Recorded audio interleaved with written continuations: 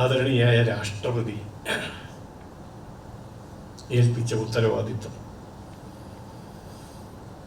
ലോകാരാധ്യനായ പ്രധാനമന്ത്രി നരേന്ദ്രമോദിജി നേരിട്ട് കാതിൽ പറഞ്ഞേൽപ്പിച്ച ദൗത്യം, മിഷൻ, അത് സമ്പൂർണമായി സാക്ഷാത്കരിക്കാൻ കഴിയുന്ന ഒരു പ്രസ്ഥാനത്തിൻ്റെ കരുത്ത്, അത് പ്രവർത്തകരിലേക്കും പൊതുസമൂഹത്തിലേക്കും വ്യാപിപ്പിക്കാൻ നിയോഗിക്കപ്പെട്ട അനേകായിരം കാര്യകർത്താക്കൾ, ഇതെല്ലാമാണ് എന്നെ ശക്തനാക്കുന്നത്. ആ ശക്തി ഉപയോഗിച്ചുകൊണ്ട് മുന്നോട്ട് പോകണം നമുക്കെല്ലാവർക്കും ഒരുമിച്ച്. ഞാൻ നമ്മുടെ പ്രവർത്തകർ ധാരാളം പേര്, ആയിരക്കണക്കിന് ആളുകളാണ് ജൂലൈ 12-ന് ശേഷം 8 മണി, രാവിലെ 8 മണിക്ക് ശേഷം ടെലിഫോണിലൂടെ നേരിട്ട് വന്നു. ഓക്കെ, കാലത്ത് രാവിലെ ഒരു 8 മണി നേരത്താണ് രാജീവ്ജിയുടെ ഫോൺ കോൾ. മോദിജി 2 ദിവസം മുമ്പ് വിളിച്ച് ഒരു ദൗത്യം ഏൽപ്പിക്കുന്നു എന്ന് പറഞ്ഞതിന് ശേഷം എന്ത് ദൗത്യമാണ് എന്ന് വെളിപ്പെടുത്തിയിരുന്നില്ല. രാജീവ്ജി കാലത്ത് വിളിച്ച് പറഞ്ഞു, ഇതാണ് ദൗത്യം. തീർച്ചയായിട്ടും നമ്മൾ ശിരസ്സോടെ അത് സ്വീകരിച്ചു. മാധ്യമങ്ങൾ ധാരാളം പലവട്ടം വന്ന് ചോദിച്ചു. അവരോടൊക്കെ ഞാൻ പറഞ്ഞത് വികസിത കേരളം എന്ന് തന്നെയാണ്. വികസിത ഭാരതം എന്ന നമ്മുടെ പ്രധാനമന്ത്രിയുടെ ഉജ്ജ്വലമായ സ്വപ്നം, ആ സ്വപ്ന സാക്ഷാത്കാരത്തോടൊപ്പം നമ്മുടെ ഈ കേരളവും വികസനത്തിൻ്റെ പാതയിലേക്ക് കുതിച്ചു മുന്നേറേണ്ടുന്നതിൻ്റെ ആവശ്യകത, അതിന് കടീബദ്ധരായ കാര്യകർത്താക്കന്മാരുടെ സമർപ്പിതമായ പ്രവർത്തന പദ്ധതി, ഇത് നമ്മുടെ മുമ്പിലുണ്ട്. അത് സാക്ഷാത്കരിക്കാൻ കഴിയുന്നതിന് എന്താണോ ചെയ്യേണ്ടത് അത് ചെയ്യുക എന്നതാണ്. രാജീവ്ജി സൂചിപ്പിച്ചതുപോലെ മാധ്യമങ്ങളും എൻ്റെ അടുത്ത് ആദ്യം ചോദിക്കാതാണ്. കണ്ണൂരിൽ മാരാർജിയുടെ സ്മൃതി കുടീരത്തിൽ ചെന്ന് പുഷ്പാർച്ചന നടത്തി തിരിച്ചു വരുമ്പോൾ എന്ത് തോന്നുന്നു മാഷക്ക് എന്ന് ചോദിച്ചപ്പോൾ മാരാർജിയുടെ മഹത്വത്തെക്കുറിച്ച് പറഞ്ഞതിന് ശേഷം അതും തീരുന്നതിന് മുമ്പ് വന്ന ചോദ്യം അക്രമരാഷ്ട്രീയമാണ്, വിവാദങ്ങളാണ്. അപ്പം ഞാൻ തുടക്കത്തിൽ വിവാദങ്ങൾ ഉണ്ടാക്കുന്ന ആളുകളോട്, വിമർശകരോട് നല്ല നമസ്കാരം പറഞ്ഞ് അവർക്ക് മംഗളം നേർന്നുകൊണ്ടാണ് ഞാൻ അവിടെ നിന്ന് പോകുന്നത്.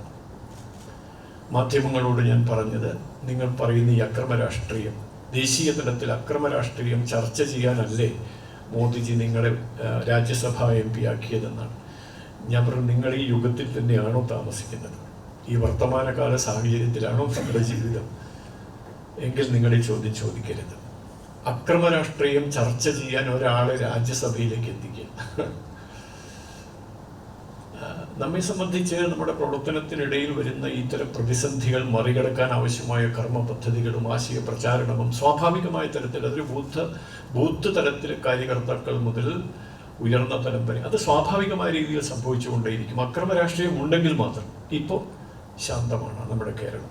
അത് ശാശ്വതമായി നിലനിൽക്കണമെങ്കിൽ ദയവ് ചെയ്ത് പഴയ കാര്യങ്ങൾ കുത്തിപ്പൊക്കി ചിക്കിച്ചികഞ്ഞ് അസ്വസ്ഥതകൾ പൊതുസമൂഹത്തിൽ ഉണ്ടാക്കരുത്. അതുകൊണ്ട് അതാണ് ഞാൻ പറഞ്ഞത്, ഞാനതൊക്കെ ഒരു ദുസ്വപ്നം പോലെ മറക്കാൻ ശ്രമിക്കുകയാണ്. അപ്പോൾ പിന്നെ എന്താണ് വികസിത കേരളം? വികസിത കേരളമാണ്. അതിന് മോദിജി കാണിക്കുന്ന, കേരളത്തോട് കാണിക്കുന്ന താല്പര്യം, കരുതൽ, അതൊക്കെയാണ് എൻ്റെ മുമ്പിലുള്ളത്. ഞാൻ എങ്ങനെയാണ് മുന്നോട്ട് പോകുക എന്ന് പറഞ്ഞു. പക്ഷെ നമുക്ക് നമ്മുടെ മുന്നിൽ സഞ്ചരിക്കുകയും ജീവൻ വെടിയുകയും ചോരയൊലിപ്പിക്കുകയും ചെയ്ത അനേകായിരങ്ങളുണ്ട്. വീടുകളിൽ അമ്മമാരുടെ തോരാത്ത കണ്ണീരുണ്ട്.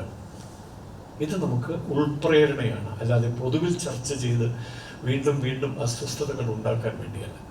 ആ ഒരു കാഴ്ചപ്പാടോടെയാണ് നമ്മൾ പ്രവർത്തിക്കുന്നത്. ഒരുപാട് സഹിച്ചിട്ടാണ് നമ്മൾ ഇന്നിപ്പോൾ ശാന്തത ഉണ്ടായത്. അതുകൊണ്ട് അത് കൂടുതൽ അതിനെക്കുറിച്ച് നമ്മളും അങ്ങനെ ഒരു കരുതലെടുക്കുന്നത് നല്ലതാണ്. അക്രമരാഷ്ട്രീയത്തിൻ്റെ വിവിധ തലങ്ങളെക്കുറിച്ച് ചർച്ച ചെയ്ത് നമ്മുടെ യഥാർത്ഥ ലക്ഷ്യത്തെ നമ്മൾ മറക്കരുത്. രാഷ്ട്രത്തിൻ്റെ പരമവൈഭവം അതാണ് നരേന്ദ്രമോദിജിയുടെ വികസിത ഭാരതം. നമ്മുടെ സ്വപ്നം, ആ സ്വപ്നത്തിലേക്ക് നമുക്കൊരുമിച്ച് മുന്നോട്ട് പോകാം. എനിക്ക് ഏറ്റവും ഹൃദയാവർജകമായ ഒരു സ്ഥലമാണ് ഈ സ്ഥലം. എൻ്റെ മുമ്പിലിരിക്കുന്ന എൻ്റെ പ്രിയപ്പെട്ട സഹോദരങ്ങൾ, കാര്യകർത്താക്കൾ, ചുമതല എന്തായാലും ശരി, നമ്മളെല്ലാം കാര്യകർത്താക്കൾ എന്നൊരൊറ്റ പ്രയോഗത്തിലൂടെ വിശേഷിപ്പിക്കപ്പെടുന്നവരാണ്, സമാനരാണ്.